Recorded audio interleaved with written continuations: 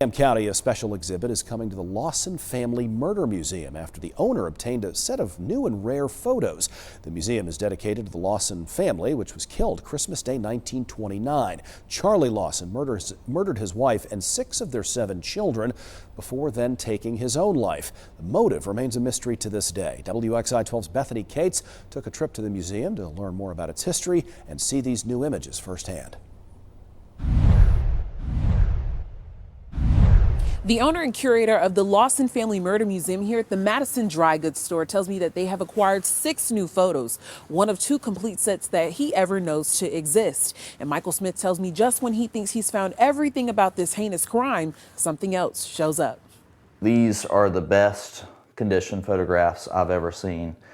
Some people may have 1 or 2 of these photographs, but not all 6. Michael Smith is the owner and curator of the Lawson Family Murder Museum.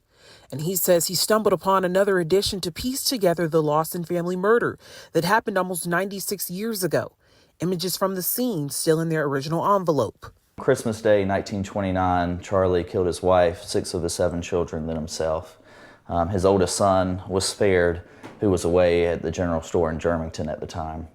After the killings, the Lawson family's cabin was opened for tours, and that's where visitors could buy souvenirs, which included these images. After the tour, you could purchase these photographs here, the set of 6 photographs in this envelope for also 25 cents. Smith says just when he thinks he's found everything, there's always more to add as he continues to find answers to this tragedy.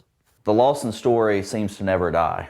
It just continues to live on. Smith says each room in the museum is built intentionally, showing artifacts, replicas, and the history of the family pieced together over the years.